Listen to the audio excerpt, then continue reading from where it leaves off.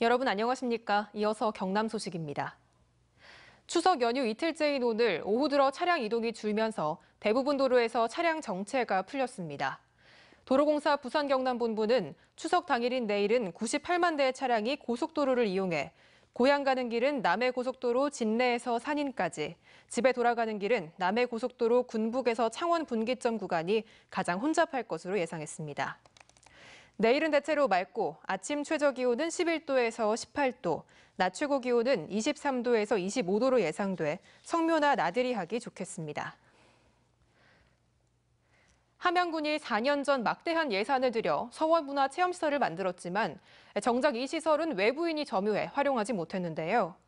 최근에 소송을 통해 함양군이 이 시설의 재산권을 찾아왔지만 대응이 부족했다는 지적이 나오고 있습니다. 이준석 기자입니다. 함양 난계서원 옆에 조성된 서원문화체험시설. 함양군이 25억 원의 예산을 들여 2014년 6월 준공했지만 아직 활용하지 못하고 있습니다. 사단법인 난계서원으로부터 운영권을 받았다는 한 부부가 체험시설을 점유한 탓입니다. 하지만 체험시설은 함양군 소유의 공공재산. 함양군은 건물을 비워달라는 명도 소송 끝에 최근에야 체험시설을 되찾았습니다. 체험동을 남계서원하고 연계하는 것, 그리고 또 다른 시설들과 연계해서 다양한 방법으로 활용할 수 있는 방안을 지금 강구 중에 있습니다. 하지만 함양군의 그간의 대응은 적절하지 못했다는 지적이 나옵니다. 함양군에 따르면 이곳 체험동의 무단 점유는 2014년 9월부터 시작되지만 함양군이 소송에 나선 건 이보다 3년이나 지난 지난해 6월입니다. 소송 전에는 몇 차례의 퇴거 공문을 발송하고 면담을 한 게 대응의 전부입니다. 대신 연간 수백만 원에 달하는 체험시설의 공공요금은 함양군이 꼬박꼬박 부담했습니다. 이렇다 보니 체험시설 활용보다는 25억 원을 투입하는 건립 자체가 당시 함양군의 목적이 아니었냐는 쓴소리도 나옵니다. 체험시설은 왜 지었고 또 재산권 되찾기에는 왜 넉장이었는지 함양군의 설명이 필요해 보입니다. MBC 뉴스 이준석입니다. 4차 혁명을 이끌어갈 혁신 기술로 나노 융합 기술이 주목받고 있는데요. 특히 꿈의 신소재라고 불리는 탄소 나노튜브를 이용한 제품이 상용화되면서 우리 생활 속에서 편리함을 더해주고 있다고 합니다. 정영민 기자가 보도합니다. 필름에서 음악 소리가 흘러나옵니다. 자유자재로 구부릴 수 있는 이 필름에선 네온사인 효과도 낼 수 있습니다.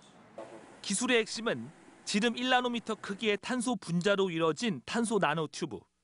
전기 전도성과 열 전도율, 강도 등이 뛰어나 꿈의 신소재로 불립니다. 국내 한 중소기업이 이 기술을 이용해 버스 정류장에 발열 의자를 설치했습니다. 강화 유리로 만든 의자에 전기만 꽂으면 온도 조절이 가능하고 전자파까지 차단됩니다. 너무 좋으네. 어르신들 앉으면 너무 좋겠어요. 유리 앞면에는 500나노 크기로 만든 탄소 나노 소재를 액체로 만들어 코팅했고 뒷면에는 전자파를 차단할 수 있도록 300나노 크기로 만들어 접합시켰습니다. 대면적으로도 제작이 가능해 사우나 시설이나 침대, 벽 난방 등 응용 분야는 다양합니다. 점점 작아지는 크기지만 아주 적게 사용해도 똑같이 많은 양을 사용하는 성능이 나타나기 때문에 자원 효율 차원에서 굉장히 좋습니다. 그동안 소재 개발이 어렵고 제조 비용도 비싸 국내 기업들에겐 진입 장벽이 높았습니다. 하지만 자동차나 항공기, 2차 전지 등 적용 분야도 다양해 신산업의 탄생이 기대됩니다. 자동차 차체나 항공기의 이제 내구성 강화라든지 수명 연장이라든지 이런 여러 가지 기술 고도화가 가능할 것으로. 2020년 나노융합 시장 규모는 3조 달러. 얼마나 산업화로 연결시키느냐가 세계 나노융합 시장을 선점하게 될 경쟁력이 될 것입니다. MBC 뉴스 정영민입니다. 어제 오후 1시 50분쯤 창원시 마산 어시장 앞 방파제 인근에 있던 10톤 배가 침몰했습니다. 이 사고로 인명피해는 없었지만 선박 주변 바다에 엷은 기름띠가 형성돼 해경이 방제 작업을 벌였습니다. 해경은 크레인이 고철을 옮기던 중 배가 기울어 사고가 난 것으로 보고 정확한 사고 경위를 조사하고 있습니다. 이 추석 명절을 맞아 성묘길이나 나들이길에서 야생 진드기와 벌, 뱀, 독버섯 등에 대한 주의가 필요합니다. 질병관리본부와 국립수목원은 야생 진드개 등의 피해를 예방하기 위해 긴 소매나 긴 바지를 입고 기피제를 뿌릴 것을 당부했습니다. 또 산을 찾는 성묘객이 벌이나 뱀에게 물리지 않도록 향수나 화장품을 사용하지 말고 잘 모르는 야생버섯을 함부로 먹지 말 것을 당부했습니다. 부산지방국토관리청과 경상남도는 최근 남해대교 국도 폐지 공고문과 시설물 인계서를 남해군과 하동군에 내려보냈습니다. 그동안 남해와 하동군은 남해대교의 유지보수 관리비가 연간 6억에서 7억 원이 들고 우리나라 최초의 현수교라는 점을 감안해 부산지방국토관리청에서 계속 관리해 줄 것을 요청해왔습니다. 한편 관계 기관들은 용역을 통해 남해대교와 인근 지역의 관광 활성화 방안을 찾고 있습니다. 통영시가 문화재청 국립무형유산원으로부터 2019 올해의 무형도시에 선정돼 사업비 2억 원 확보했습니다. 올해 무형유산도시 공모는 매년 전국에서 1개 도시만 선정되는데 통영시는 앞으로 무형유산 목록을 기록하고 콘서트를 개최하는 등 다양한 사업을 추진할 계획입니다. 통영시에는 나전장 등 12공방을 비롯해 승전무 등 다양한 무형 문화유산이 전승되고 있습니다.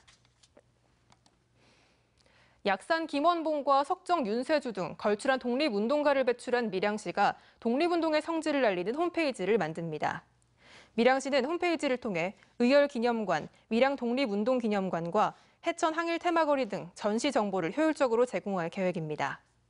밀양시는 지난 2008년 독립운동기념관에 이어 지난 3월 의열기념관과 의열공원을 조성했지만 관련 홈페이지가 없어 홍보가 미흡하다는 지적을 받고 있습니다. 하동군이 미국 서북부 워싱턴주에 있는 야키마시와 농업, 관광, 문화교육 등 국제 교류 확대를 위해 자매 결연을 맺었습니다.